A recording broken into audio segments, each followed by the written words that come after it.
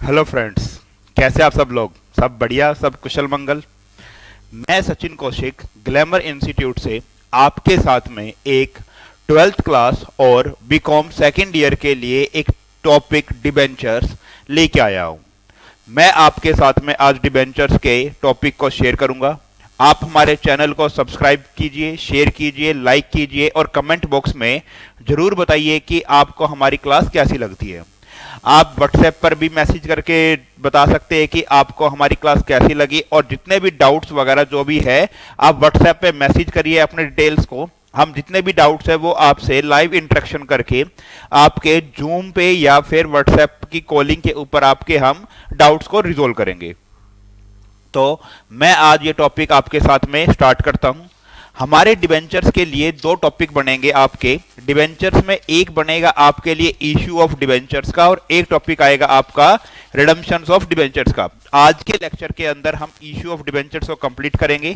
उसके बाद अगले लेक्चर के अंदर हम आपका इश्यू ऑफ डिबेंचर्स के बाद रिडम्पशन ऑफ डिबेंचर्स को स्टार्ट कर देंगे। तो मैं यहां पर टॉपिक को स्टार्ट करता हूं आपके साथ में। आप हेडिंग डालिए इश्यू ऑफ डिबेंचर्स की।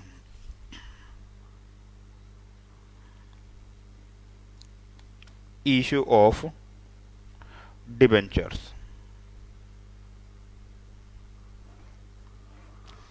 लो जी, इश्यू ऑफ डिबेंचर्स। सबसे पहले मैं बात करता हूं कि डिबेंचर्स होते क्या है और क्यों जरूरत पड़ी होगी डिबेंचर्स के लिए।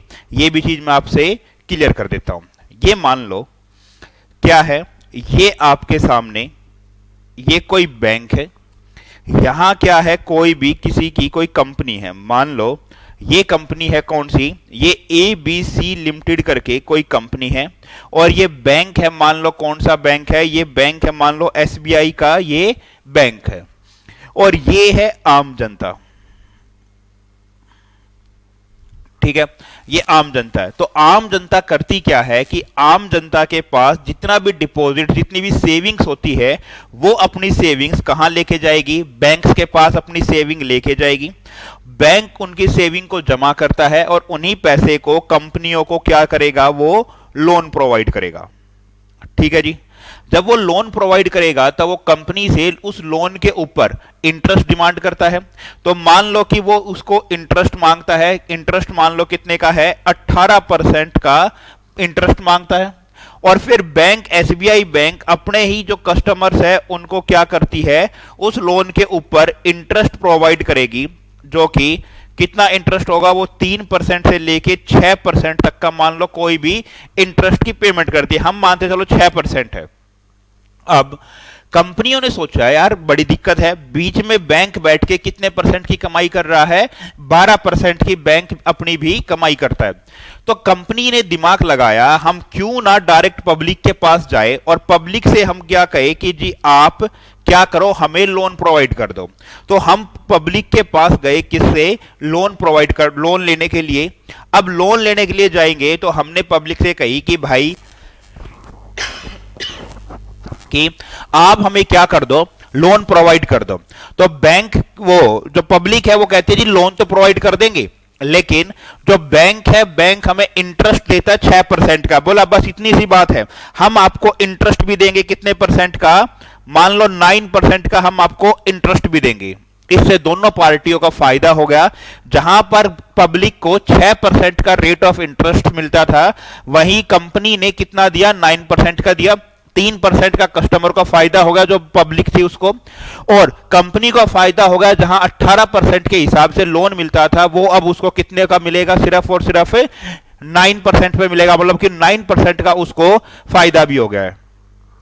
अब इनमें से एक समझदार व्यक्ति बोला कि भाई बैंक तो हमारे पैसों की सिक्योरिटी देता है। तो कंपनी ने कही कि हम भी आपको एक सिक्योरिटी देंगे। और क्या सिक्योरिटी दी कि अगर हम आपके पैसे टाइम पे ना चुका पाए, आपका इंटरेस्ट टाइम पे ना चुका पाए, तो आपके पास एक ऑप्शन है कि आप कोर्ट में जाओ और कोर्ट में जाके हमारी कंपनी को लिक्विडेट करवा लो। उसी लिक्विडेशन के दौरान कंपनी के पास जो भी असेट्स होगी, कंपनी के असेट्स, एक लिक्विडेटर आएगा, वो आके उन असेट्स को बेचेगा और सबसे पहले पैसे आपके ही चुकाएगा।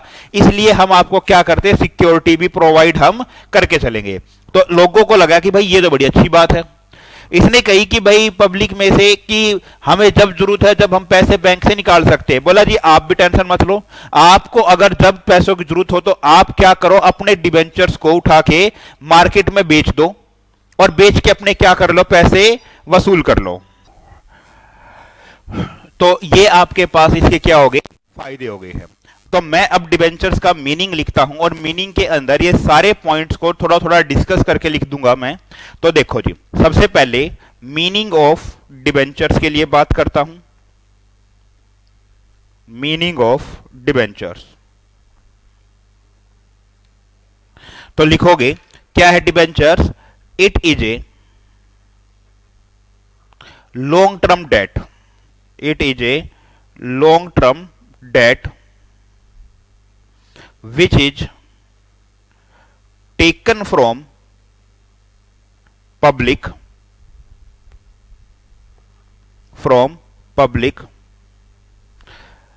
it is highly secured। क्या होते ये, हाईली सिक्योर्ड होते हैं। इनके अगेंस्ट में कोई असेट गिरवी रख दो या अगर कोई आपने असेट गिरवी नहीं रखी तो आप कि जो बाकी और असेट्स है उनको बेच के, लिक्विडेटर उनको बेच के डिबेंचर होल्डर के पैसे को पूरा करवा देगा। तो क्या है ये, हाईली सिक्योर्ड है। उसके बाद इशूड एट, आप इसको इशूड कर सकते हो किस किस पे, आप इसको पार पे इशू कर सकते हो, प्रीमियम पे इशू कर सकते हो, आप इसको डिस्काउंट पे इशू कर सकते हो। तो आपके पास ये तीन चीजों में आप क्या कर सकते हो, इसको इशू कर सकते हो। आपने क्या करनी है, redemptions after a certain time period बात करनी है, ए सर्टेन टाइम पीरियड बाद आपने इसकी रिडम्पशन करनी है। ठीक है जी, तो एक सर्टेन टाइम बाद आपने इसकी रिडम्पशन कर दी। उसके बाद क्या करोगे, फिक्स्ड रेट ऑफ इंटरेस्ट होगा इसका, फिक्स्ड रेट ऑफ इंटरेस्ट है। जो इंटरेस्ट है वो चार्ज अगेंस्ट प्रॉफिट होगा। ठीक है जी, चार्ज अगेंस्ट प्रॉफिट होगा वो। इनकी मैं रिडम्पशन जो करूंगा वो रिडम्पशन रिडीमेबल एट पार पे पैसे वापस लौटा सकता हूं और मैं इसकी रिडम्पशंस को प्रीमियम पे हम इसके पैसे को लौटा सकते हैं। तो ये कुछ डिबेंचर्स के मैंने इसके मीनिंग के बारे में लिखा कि ये लॉन्ग टर्म डेट होता है जो पब्लिक से लिया जाएगा, हाईली सिक्योर्ड होगा, हम इसको पार प्रीमियम डिस्काउंट पे इशू कर सकते हैं। रिडम्पशंस करनी है एक सर्टेन टाइम पीरियड बाद, 5 साल 10 साल 15 साल जो भी कुछ होगा, उसमें फिक्स्ड रेट ऑफ इंटरेस्ट होगा। जो इंटरेस्ट है वो चार्ज अगेंस्ट द प्रॉफिट होगा। इसकी आपने रिडम्पशन जो करनी है, पैसे लौटाने हैं, वो आप एट पार पे या आप उनके पैसे एट प्रीमियम पे उनके पैसे को लौटा सकते हो। तो आपके पास ये डिबेंचर्स के कुछ हमने फीचर्स के लिए बात करी है। तो मैं अब अगले उस पे कुछ टाइप्स ऑफ डिबेंचर्स लिखता हूं और उनको भी मैं एक्सप्लेन करके चलता हूं। तो हेडिंग डालनी है हमने टाइप्स ऑफ डिबेंचर्स।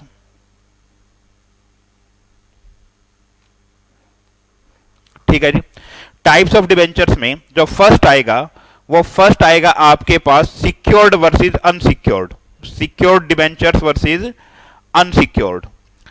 हम इनको डिटेल में नहीं लिख रहे यहां पर, हम सिर्फ आपके साथ में इनको एक्सप्लेन करेंगे।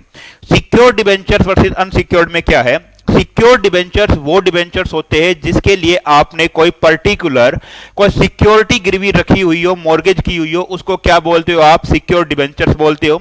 जैसे मान लो आपने जो डिबेंचर्स इशू करे हैं, उन डिबेंचर्स को इशू करने के लिए आपने कोई भी मान लो लैंड बिल्डिंग थी वो आपने गिरवी रख दी, तो उसको क्या बोलते हो आप, सिक्योर्ड डिबेंचर्स बोल के चलोगे। अनसिक्योर्ड, ये अनसिक्योर्ड में है क्या, होते ये भी सिक्योर्ड ही है, लेकिन इनके लिए कोई पर्टिकुलर असेट्स मॉर्गेज नहीं की गई, कोई पर्टिकुलर असेट्स गिरवी नहीं रखी गई, इनको क्या बोलते हो आप, अनसिक्योर्ड डिबेंचर्स आप इसको बोल के चलोगे। तो हमने सिक्योर्ड डिबेंचर्स के लिए बात करी है और हमने अनसिक्योर्ड डिबेंचर्स के लिए ये बात करी है। उसके बाद अगला आपके पास आता है redeemable versus irredeemable, redeemable versus irredeemable. वैसे आज की तारीख में इररिडीमेबल डिबेंचर्स तो होते ही नहीं है। जब कंपनीज एक्ट 2013 आया उसने साफ साफ कह दी कि इररिडीमेबल डिबेंचर्स नाम की कोई भी चीज नहीं होती है। उसने क्या कही, रिडीमेबल डिबेंचर्स वो होते हैं जिनकी रिडम्पशंस आपने एक सर्टेन टाइम पीरियड के बाद करनी हो, उसको मैं रिडीमेबल डिबेंचर्स बोल के चलूंगा। इररिडीमेबल डिबेंचर्स कौन से होते हैं, जिनकी रिडम्पशंस आपने जब कंपनी लिक्विडेट होगी जब भी आपने उनके पैसे वापस लौटाने हैं। अब कंपनी लिक्विडेट होगी 50 साल 100 साल 200 साल पता नहीं कब हो, जब पैसे लौटाने आपने, तो इसीलिए कंपनीज एक्ट 2013 ने साफ साफ कह दी कि कोई भी कंपनी इररिडीमेबल नाम के डिबेंचर्स इशू नहीं करेगी, और रिडीमेबल डिबेंचर्स इशू करेगी तो उसका भी टाइम पीरियड 20 साल से ज्यादा का टाइम पीरियड नहीं होगा। आपने 20 साल के अंदर अंदर उनके पैसे लौटाने पड़ेंगे। 30 साल भी हो सकते हैं अगर क्या किया हो कि आपने सेंट्रल गवर्नमेंट से परमिशन ली हो, तो ये टाइम पीरियड आपका 30 साल भी हो सकता है नॉर्मली, लेकिन होगा 20 साल। ठीक है जी, तो आपने रिडीमेबल कर ली बात, सिक्योर्ड कर दिया आपने। उसके बाद अगले डिबेंचर्स के लिए मैं बात करता हूं convertible versus non convertible, convertible versus non convertible debentures.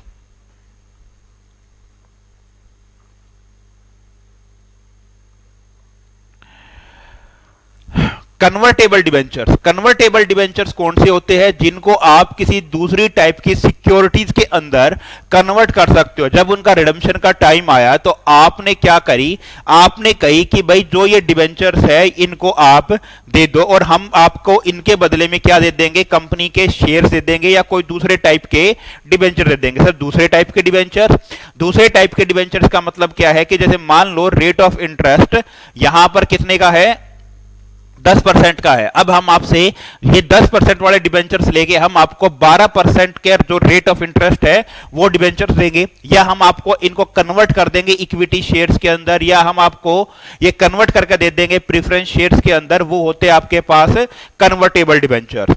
Non convertible debentures कौन से होते हैं, नॉन कन्वर्टेबल डिबेंचर्स वो डिबेंचर्स होते हैं जिनकी पेमेंट आपने कैश के अंदर ही करनी है। एक फिक्स टाइम के बाद उसको क्या करोगे, आप कैश के अंदर ही पेमेंट करनी है आपने, तो वो क्या हो गए, नॉन कन्वर्टेबल डिबेंचर्स आपके पास ये हो गए।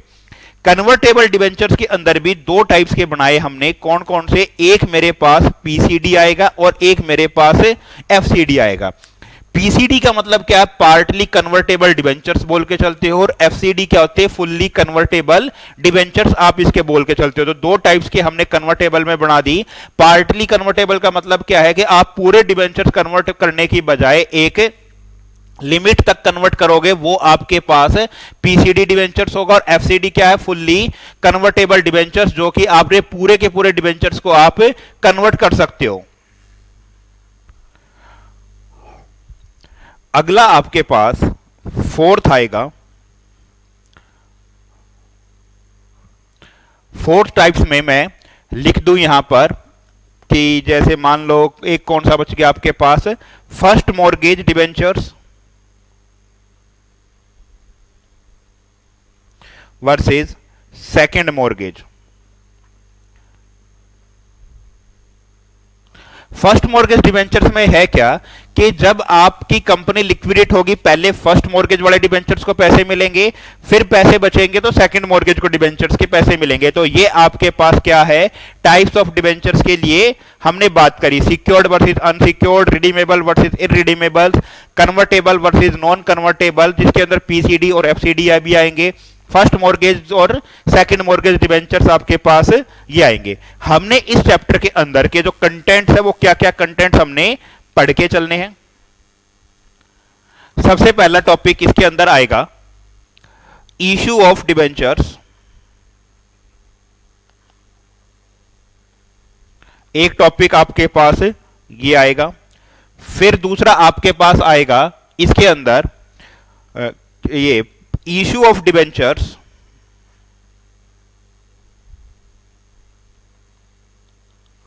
Other than cash.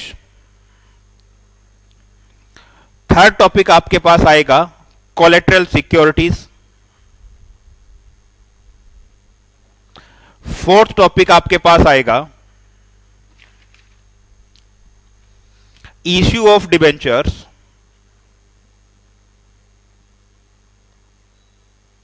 with redemption condition.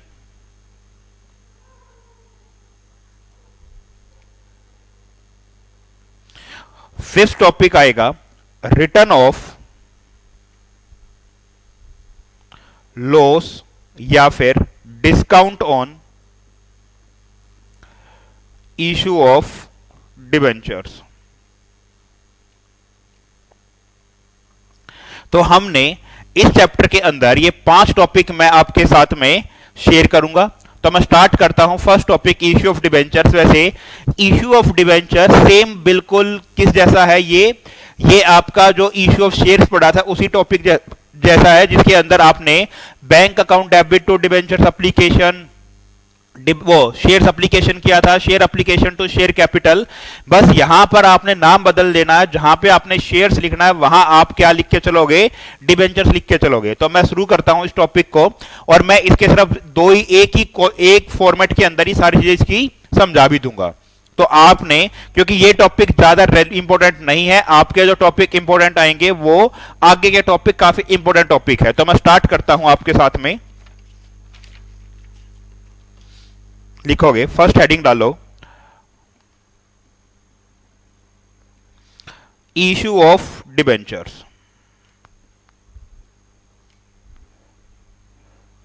तो हमने इसके अंदर कुछ जर्नल एंट्रीज करके देखनी है इसकी, कि इशू ऑफ डिबेंचर्स के अंदर कौन कौन सी जर्नल एंट्री आएगी। तो मैं इसके लिए एक फॉर्मेट खींच दूं जर्नल एंट्रीज का, और मैं एक ही क्वेश्चन के अंदर सारे पॉइंट्स डालता चला जाऊंगा इसके, क्योंकि ये इतना रेलिवेंट टॉपिक नहीं है हमारे लिए एग्जाम के पॉइंट ऑफ व्यू से समझने के लिए मोस्ट इंपोर्टेंट टॉपिक है, क्योंकि आगे का सारा टॉपिक इसी के ऊपर क्या करता है, डिपेंड करेगा। ठीक है जी, लो ध्यान से समझना। Date particular LF debit credit. देखो जैसे उसमें क्या था, पहली एंट्री क्या थी कि आपको शेयर एप्लीकेशन मिलती थी, तो यहां पर आपको क्या मिलेगी, डिबेंचर्स एप्लीकेशन आपको मिलेगी। तो मैं फर्स्ट एंट्री करूंगा bank account debit to debenture application.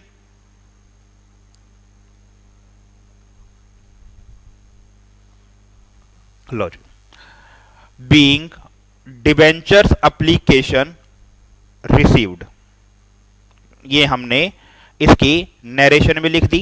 जितने भी डिबेंचर्स होंगे उसके हिसाब से आप इसको ये लिख दोगे। दूसरी एंट्री, इस डिबेंचर्स एप्लीकेशन को ट्रांसफर कर दो परसेंटेज डिबेंचर्स में। तो debenture application account debit to percentage debentures, ये आ जाएगी आपके पास। हमने ये परसेंटेज डिबेंचर्स के अंदर ये लिख दी है। तो लिखोगे being debenture application transfer to percentage debentures. Third entry क्या आएगी, ये आएगी कि क्या नाम है, डिबेंचर्स अलॉटमेंट ड्यू करोगे। तो लिखोगे डिबेंचर अलॉटमेंट अकाउंट डेबिट, ठीक है, टू परसेंटेज डिबेंचर्स, ये लिख दोगे। याद रखना, अगर मैं इस क्वेश्चन के अंदर ही प्रीमियम पे अगर मेरा ये क्वेश्चन हो तो प्रीमियम को क्या लिख दोगे, to security premium reserve, to security premium आपका ये आ जाएगा। अगर इसी क्वेश्चन के अंदर डिस्काउंट भी आपके पास आ जाए तो यहां लिखोगे discount account debit, discount on issue of debentures debit. तो ये आपके पास जरूरी नहीं है हर क्वेश्चन के अंदर मिलेगा, ये आ सकता है आपका। ठीक है जी, और ये भी क्या है, जब ये होगा तो ही लिखना है, अदरवाइज आपका नॉर्मल एंट्री ये हो जाएगी। ये हमने बीइंग डिबेंचर अलॉटमेंट ड्यू कर दी। ठीक है जी, ये लिख दिया हमने। अब क्या करेगा कि वो अगली एंट्री में ये पैसे रिसीव कर लेगा, पैसे रिसीव करेगा तो एंट्री क्या हो जाएगी, bank account debit to debenture allotment. ये पैसे उसने रिसीव कर लिए हैं, बीइंग अलॉटमेंट रिसीव्ड, ये लिख दिया हमने। उसके बाद फिफ्थ एंट्री क्या करनी है आपने, फिफ्थ एंट्री के अंदर लिखोगे, फर्स्ट कॉल मांगोगे share, first call account debit to share, sorry share नहीं आएगा, क्या नाम आना है, डिबेंचर्स आएंगे यहां पर, debenture, first call account debit to percentage debentures आपका ये आ जाएगा। लो जी, क्या लिख देनी है, being debenture first call due, ये कर लिया आपने। जब आप इसको रिसीव करोगे तो ये आपके पास bank account debit to debenture first call आ जाएगी, being first call received.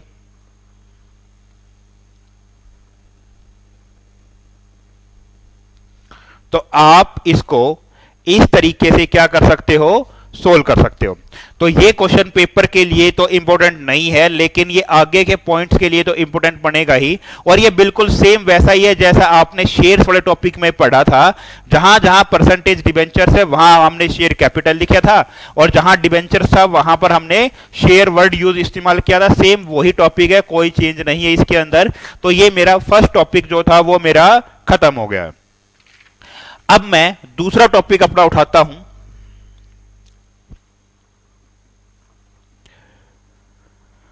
Issue of debentures, issue of debentures other than cash.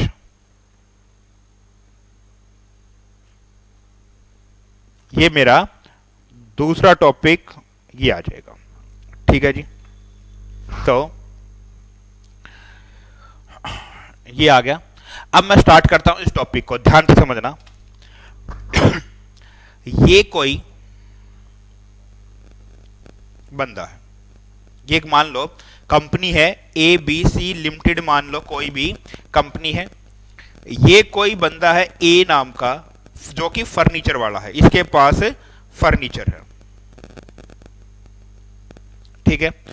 अब ABC लिमिटेड सोचती है, ये सेम टॉपिक शेयर्स वाले चैप्टर के अंदर भी, वैसे ABC लिमिटेड सोचती है कि मेरे पास जितने भी डिबेंचर्स है, अगर मैं इन डिबेंचर्स को आम जनता में जाके क्या कर दूं, इशू कर दूं, तो जब मैं इशू करूंगा मेरे को वहां से पैसे मिलेंगे, और इन पैसों को लेके मैं इसके पास जाऊंगा, इस कैश को लेके, और कहूंगा कि भाई मेरे को फर्नीचर क्या कर दे, बेच दे, ठीक है। अब ए भी चाहता क्या है कि मैं भी, जो मेरे पास ये फर्नीचर है, ये फर्नीचर मैं पब्लिक को बेचूं, मेरे पास वहां से पैसे आएंगे, पैसे आने के बाद मैं इनसे क्या करूंगा, इस कंपनी के डिबेंचर्स खरीदूंगा। कंपनी ने दिमाग लगाया, और इस बंदे ने भी दिमाग लगाया कि अगर ऐसा कुछ हो सकता है, इनकी मान लो इन दोनों को पता चल जाए कि भाई मेरे को डिबेंचर्स खरीदने हैं और इसने क्या करने हैं, फर्नीचर खरीदना है, तो क्या करेंगे, ए बंदा ABC लिमिटेड को फर्नीचर दे देगा, और ये कंपनी क्या करेगी, इस बंदे को डिबेंचर्स दे देगी। तो इस तरीके से भी हम क्या कर सकते हैं, अपना काम को कर सकते हैं। तो ये क्या हो गया है कि हमने डिबेंचर्स इशू कर दिए, कैश लेने की बजाय हमने वो डिबेंचर्स फर्नीचर के बदले में इशू कर दिए, तो हम ये काम भी आराम से कर सकते हैं। तो अब मैं इस टॉपिक को स्टार्ट करता हूं। तो देखो, हमने इसका अकाउंटिंग ट्रीटमेंट देखना है।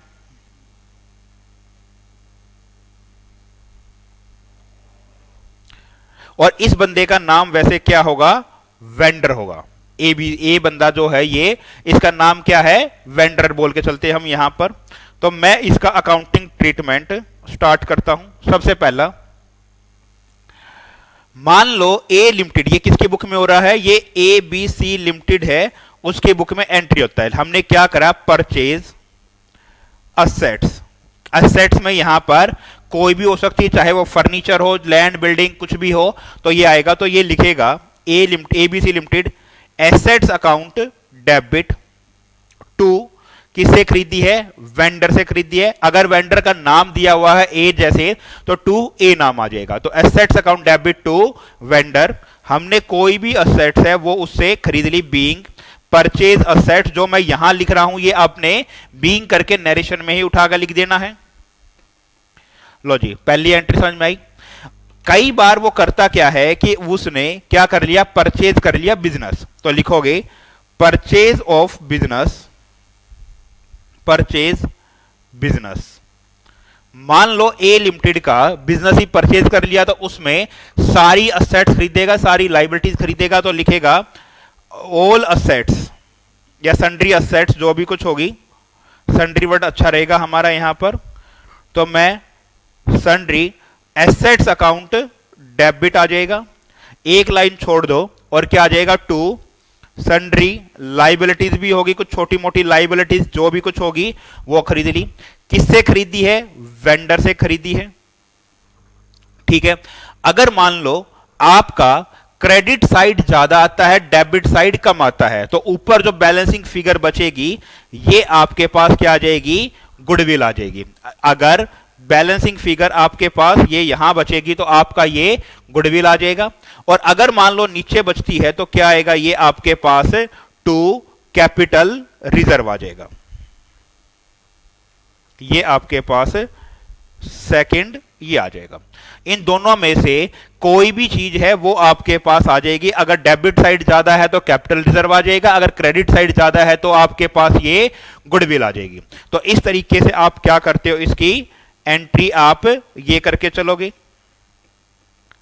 ठीक है बात। उसके बाद थर्ड एंट्री, सेकंड एंट्री होगी। हमने हो सकता है कि कुछ पेमेंट कैश में पेमेंट कर दी हो, तो लिखोगे अमाउंट पेड इन कैश, या चेक से पेमेंट कर दी हो, या कोई भी बीआर दे दिया हो हमने। तो इस तरीके से बीपी बोलेंगे यहां पे हम। तो हमने मान लो कुछ क्या कर दिया, वेंडर को कुछ पेमेंट कर दी हो, तो हम इसके लिए ये भी बात करेंगे। तो हम एंट्री क्या करेंगे? ए अकाउंट डेबिट टू, क्या पेमेंट करिए बोलना हमने उसको पेमेंट करिए। मान लो कैश पेमेंट करा तो कैश आ जाएगा, चेक वगैरह के थ्रू पेमेंट करी तो टू बैंक आ जाएगा। अगर हमने कोई बिल्स पेबल दिया है तो क्या आ जाएगा यहां पर? मेरा वो बिल्स पेबल बीपी हमारा ये आ जाएगा। तो टू बीपी करके आप ये लिख दोगे, बीइंग अमाउंट पेड करके ये आ जाएगा। ठीक है बात।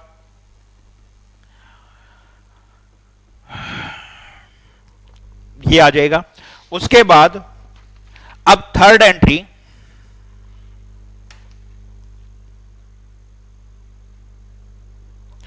आपने बैलेंस अमाउंट के लिए डिबेंचर्स वगैरह कुछ पेमेंट कर दी, तो लिखोगे अमाउंट पेड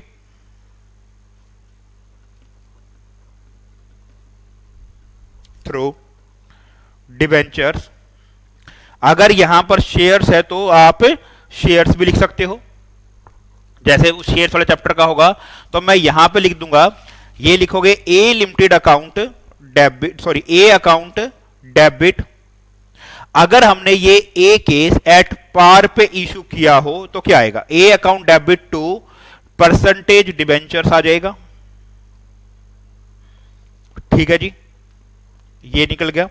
अगर ये हमने प्रीमियम पे किया है तो लिखोगे as account debit to percentage debentures, और टू किसका नाम आ जाएगा? ये बोलो, टू सिक्योरिटी प्रीमियम रिजर्व का नाम ये आ जाएगा। ठीक है। अगर ये मान लो आपने एट डिस्काउंट पे किया हो तो लिखोगे as account debit discount account debit to, किसका नाम आ जाएगा? ये बोलना, टू करके ये आ जाएगा आपके पास परसेंटेज डिबेंचर्स का ये नाम आ जाएगा। लो जी, तो इस तरीके से आप क्या करोगे, तीन में से कोई भी एक एंट्री होगी, ए बी सी जो अभी हमने लिखा है, इसमें से कोई भी एक एंट्री आपके पास ये आएगी। तो कुछ हम नोट्स लिख देते हैं इसके अंदर। ठीक है जी, हम इसके नोट्स भी लिख देते हैं। तो फर्स्ट आएगा, मान लो क्या लिखा था हमने, all assets means, all assets means या sundry assets means all tangible and intangible and current assets except fictitious assets। क्या करोगे, फिक्टिशियस एसेट्स को छोड़ दोगे। अब फिक्टिशियस एसेट्स क्या होती है, fictitious assets means which having no economic value, जिसकी कोई भी इकोनॉमिक वैल्यू ना हो, जो बिक ना सके, उसको हम ये बोल के चलेंगे। थर्ड, ऑल लाइबिलिटीज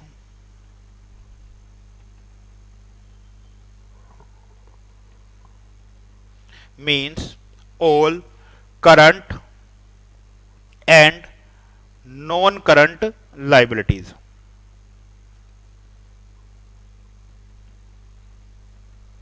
ठीक है। Fourth, if in entry number first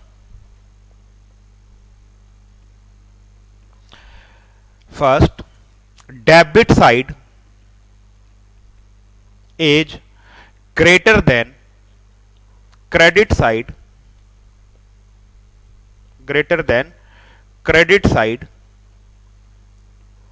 then difference will be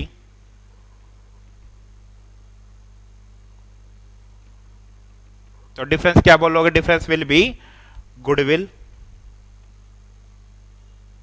if credit side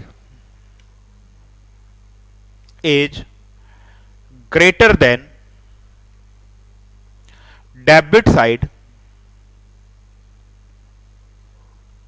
then difference will be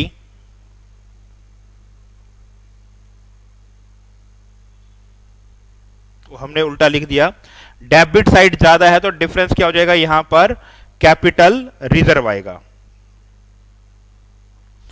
difference will be क्या बोलोगे उसको, गुडविल बोल के चलोगे। ठीक है। उसके बाद फिफ्थ, नंबर ऑफ शेयर्स आपको निकालने पड़ेंगे। शेयर्स भी हो सकता है, वैसे डिबेंचर्स भी। तो क्या कैसे निकालोगे, amount payable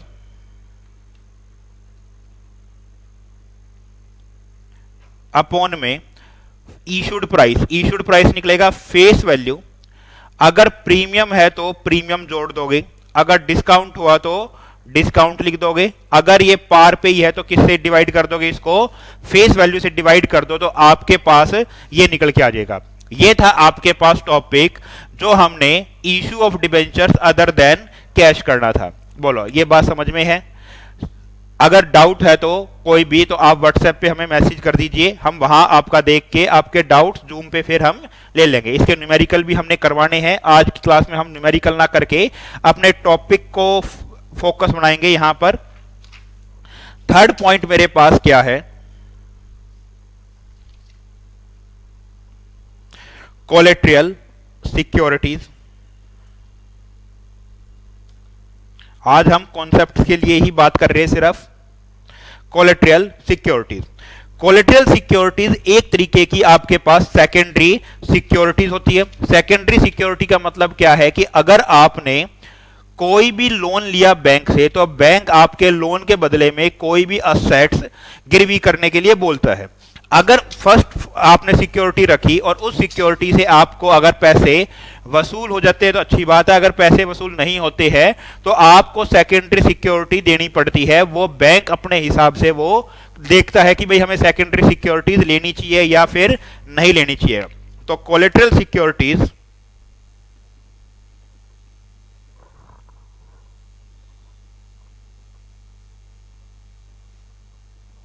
is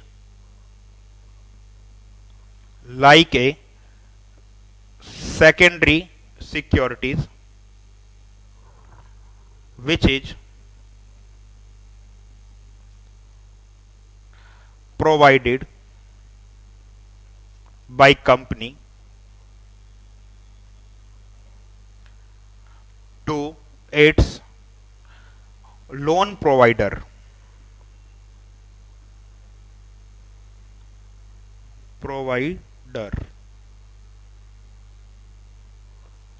against such loan।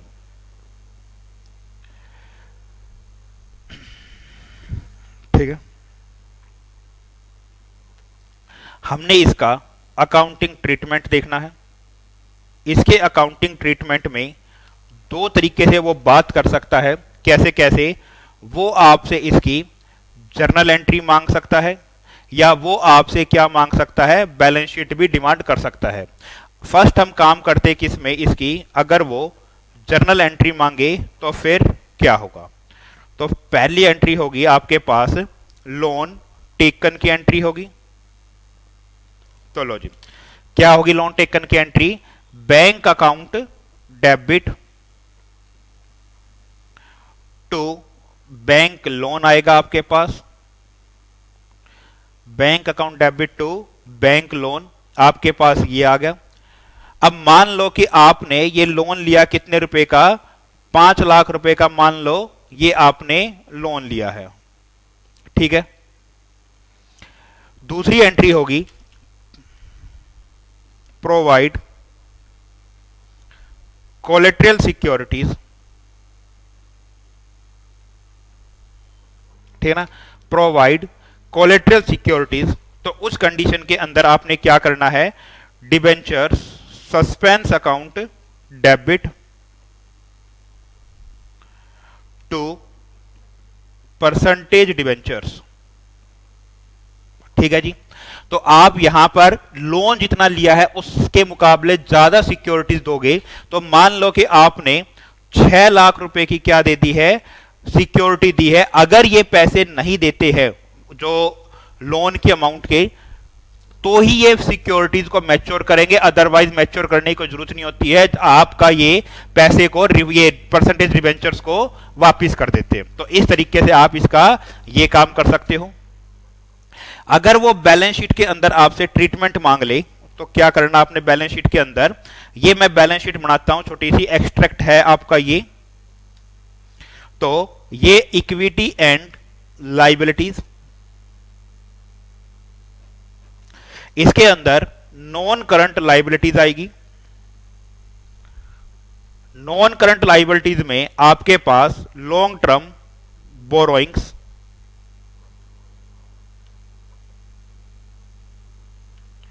जिसके अंदर आपने बैंक लोन लिखा है, 5 लाख का लोन मान लो ये आ जाएगा। ठीक है जी, उसके बाद जो कुछ आया ये लिख दिया आपने। उसके बाद असेट्स में non current assets, sorry current assets, इसके अंदर कैश एंड कैश इक्विवेलेंट्स में जो लोन लिया है आपने वो लिख दिया है। मैं यहां पर एक नोट लिखता हूं, नोट नंबर फर्स्ट, और इस नोट को आप नीचे फुट नोट में लिखोगे। क्या करोगे, लिखोगे provide 6,000 debentures at rate of 100 each as collateral securities against such loan. तो आप इसको इस तरीके से क्या करोगे, ये काम करना होता है। क्लियर है बात?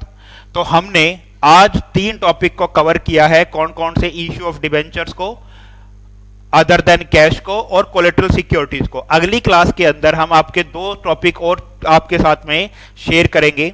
कौन कौन से? वो आपके टॉपिक होंगे issue of debentures with redemption condition और डिस्काउंट का। फिर ये अगली क्लास के अंदर ये कॉन्सेप्चुअल बेस खत्म हो जाएगा, हम फिर इसके कुछ न्यूमेरिकल भी करेंगे आपके साथ में। तो मैं आज के लिए इतना ही रखता हूं। Thank you, goodbye, bye bye, जय हिंद, जय भारत। चैनल को सब्सक्राइब कीजिए, शेयर कीजिए। Good bye.